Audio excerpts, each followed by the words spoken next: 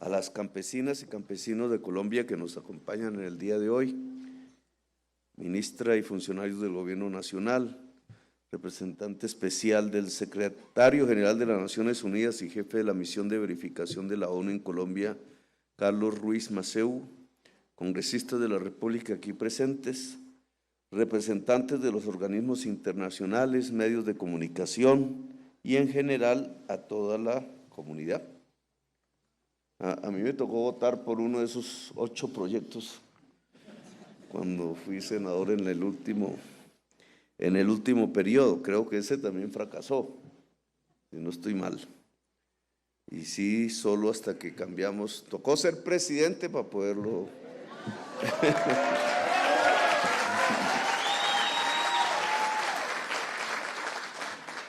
para poderlo lograr su aprobación. Indudablemente es un paso, no suficiente, pero importante, porque no existía la palabra campesino o campesina en la Constitución de Colombia. No sé por qué motivos en la Asamblea Constituyente, con mayorías progresistas en ese momento, la palabra campesinado no apareció en la mente, no se hizo visible.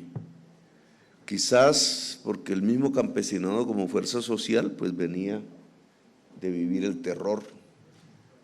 Iba a comenzar un nuevo terror, porque después del 91 lo que vino fue la gran masacre paramilitar en Colombia hasta finales de siglo. Y las historias pues ya se conocen, poco a poco van apareciendo los debates que se hicieron después, pero indudablemente ese terror silenció mucha de la voz campesina y por tanto quizás esa es una de las razones, quizás porque las guerrillas mismas suplantaron el sujeto social, la fuerza social, el campesinado de Colombia. No es lo mismo lo que existía en el año 71, que lo recuerdo bien, a lo que pasó después.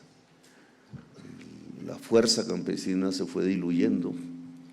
Se diluye y no se diluye, porque al final es una fuerza casi que volcánica, está ahí, hace parte de la geología social, está presente siempre, a pesar de los cambios económicos que fueron vaciando el campo de Colombia, sobre todo en sus tiempos, en sus tierras fértiles, sea por el despojo, sea por los cambios de política económica, que tanta producción de alimentos hoy hace Colombia respecto al pasado, cuál es la importancia que la producción de alimentos nacional hoy tiene respecto a hace unas décadas. Indudablemente, pues han obtenido retrocesos. Dedicar tierras a producir combustibles para los automóviles, que agudiza la crisis climática en lugar de mejorarla, dejar de utilizar tierras fértiles precisamente para producir esos alimentos. Cuando las tierras fértiles disminuyen en esta parte del mundo, de ahí que exista, porque empieza a escasear el agua, sobre todo en África, en el Asia, en Centroamérica y México, incluso en épocas de sequías en Sudamérica, pues al escasear el agua se debilita la producción alimenticia del sur, que es la región más poblada del mundo, y por tanto se propicia un éxodo que va atravesando el mar Mediterráneo, que va atravesando el tapón del Darién, que va atravesando las tierras de México, por millones de personas, que se volverán decenas de millones de personas, y que si las cosas no van bien y no somos capaces de hacer una transformación mundial de las condiciones de la vida,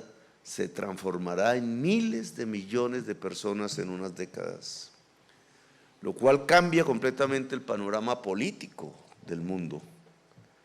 la geopolítica que llaman, lo cual prácticamente transforma las relaciones de poder de circunstancias que eran relativamente democráticas hacia circunstancias que serán cada vez más autoritarias.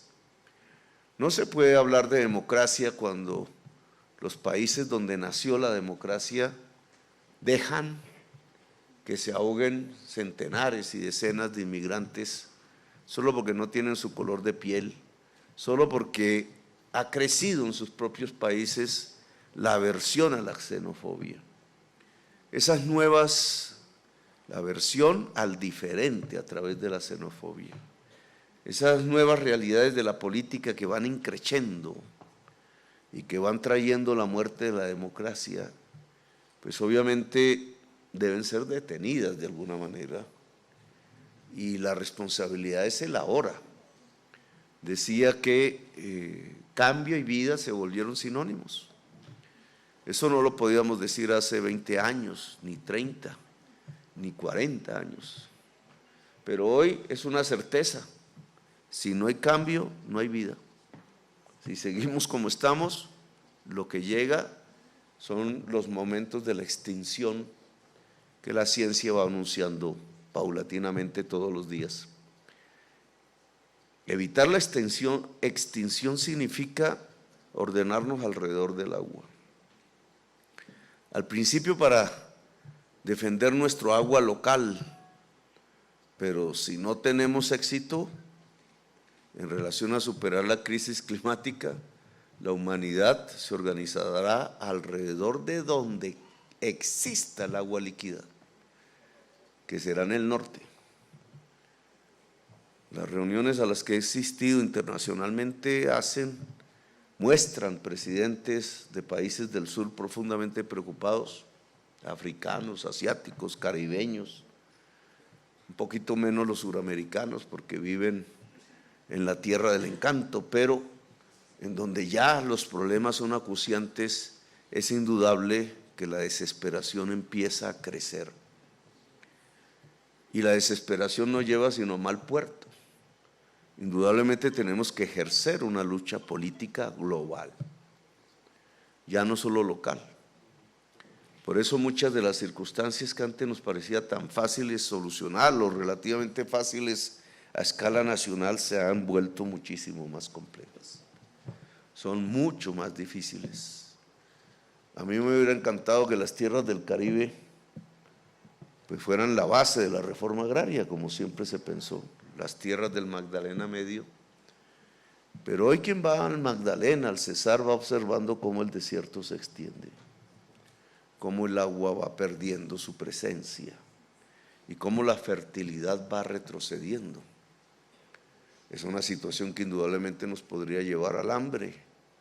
De hecho, nos ha llevado al hambre en circunstancias climáticas intensas como las que vivimos en diciembre, como las que se vivieron alrededor del COVID, como las que podrían aparecer si las instituciones climáticas del mundo tienen razón en el próximo fenómeno del Niño a partir de agosto, que ya según ellas tiende de moderado hacia grave, hacia fuerte es la palabra que utilizan, con más del 53% de probabilidad. ¿Quién domina ya esas condiciones climáticas? Lo podría dominar la humanidad si hiciera los cambios, las transformaciones. Nosotros a nivel local, si cuidamos un poco más el agua, si cuidamos un poco más la tierra fértil, si cuidamos un poco más la producción de alimentos, pero eso significa transformaciones y cambios también. Eso significa tener un movimiento campesino más fuerte, desatarlo. Ojalá sin el miedo que había antes en los 90s, para que no vuelva a ocurrir el vacío de la Constitución. En la Convención Campesina lo afirmamos ya antes.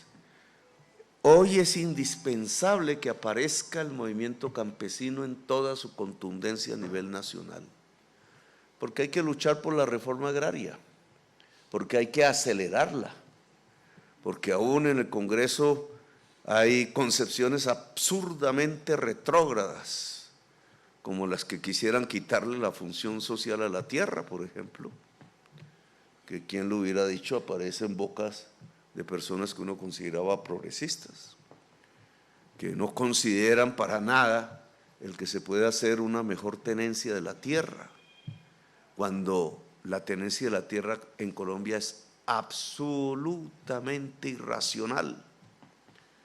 Si hablamos nosotros de igualdad social, que es la base de la paz, no se puede hablar de paz sin una sociedad más equilibrada, más equitativa. No esta de las más desiguales del mundo. No sé, la posibilidad de la paz naufraga en medio de la desigualdad. Pues no se puede hablar de disminuir la desigualdad social sin cambiar la tenencia de la tierra. Si el campesinado no tiene más tierra fértil y por tanto más ingresos. No se puede hablar de disminuir la desigualdad social si la mitad de los viejos y viejas de Colombia no tienen ni un peso de pensión y hay una élite que se gana 100 veces más las pensiones del que no tiene, porque ahí se vuelve hasta infinita la estadística. No se puede hablar de equidad social si la mitad de los jóvenes no pueden acceder a una universidad. No se puede hablar de equidad social si las mujeres tienen que trabajar más por menos. Y hasta hablar de una reforma laboral en ese sentido se vuelve pecado. Así no se puede construir la igualdad social. No digo la igualdad, porque ya incluso esa frase se volvió un poco ilusoria, sino una mayor equidad social que pueda traernos la convivencia, porque es que la sociedad se mata entre sí al no poder convivir, es precisamente porque una parte de la sociedad no puede ser dentro del territorio, la excluyen. Pero si se puede ser en Colombia sin exclusión, y de eso trata la equidad social, pues se puede construir la paz. Ahí aparece el ELN que empieza el cese del fuego mañana, ¿cierto? Con nosotros, hablando de un acuerdo nacional. Yo me imagino cómo se puede volver realidad un acuerdo nacional si todavía estamos pensando en tratar al pueblo trabajador como esclavos, o si todavía estamos pensando que el campesinado debe vivir en los páramos y en las selvas y no en la tierra fértil, o si todavía estamos pensando que la mujer no tiene derecho a recibir el mismo salario del hombre. Son circunstancias que indudablemente nos harían retroceder respecto a la paz. Colombia en cierta forma tiene esa disyuntiva, siempre la ha tenido desde que se creó, o hace un camino pacífico o se elimina a sí misma como sociedad. Momentos de eliminación incluso máxima los ha tenido en la historia. La guerra de los 1000 días, la violencia liberal conservadora y ahora recientemente la violencia paramilitar, el narcotráfico que está ahí incurso, prácticamente realizando un genocidio. O Colombia puede tener un camino de acuerdo nacional o pacto, como quieran llamarlo, y paz. Pero eso no se hace más sino profundizando la democracia. Y eso no se hace más sino profundizando la equidad social, el equilibrio social en Colombia.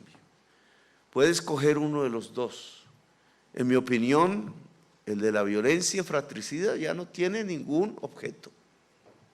Ya no produce sino la destrucción de la nación.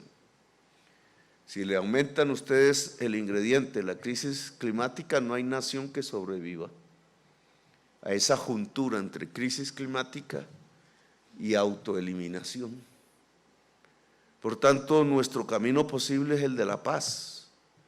Pero ese camino de la paz, más que la voluntad del que está armado, más que la voluntad de los sectores populares más radicalizados, está en manos del que tiene todo el billete, todo el poder. Es él el que decide. son pocos, no son muchos, podría decidir el camino de la paz, simplemente aceptando un pacto que no tiene que ver con cómo los que nunca han tenido nada se arrodillan, sino cómo se permite una mejor distribución de la riqueza. No van a perder ni un peso, no van a ser expropiados, simplemente van a ganar más, fíjese ese camino, pero van a ganar más porque están en una sociedad más rica, porque están en una sociedad muchísimo más productiva, porque están en una sociedad que se puede volver más inteligente aún en conocimientos, porque están en una sociedad que ya no se va a destinar a matarse entre sí. Ese segundo camino, el de la paz, el del pacto, me parece que es el fundamental, siempre y cuando se tenga la conciencia que depende más del que más tiene y depende más de que el que más tiene permita la opción y la posibilidad de los que menos tienen, del territorio excluido, de la población excluida. Eso es lo que se llama una democracia y eso es lo que se llama el camino de la paz. Esa posibilidad aún existe hoy, no está enterrada en la basura de la historia, es vigente, aún es posible. Y así que yo les hago esa invitación, que revivamos en cierta forma aquello de que la propiedad privada de la tierra tiene una función social y ecológica, dice la Constitución del 91.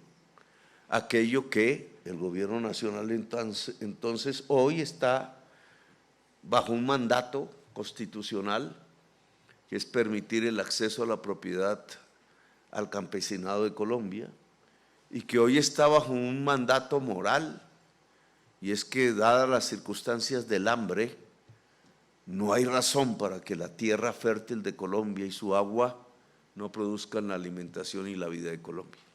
Así que aquí damos un paso importante, no definitivo, y hay que seguirlo con más intensidad desde el gobierno. Los invito a desatar un movimiento nacional campesino, porque si no hay fuerza, no se nos escucha. La fuerza pacífica de la movilización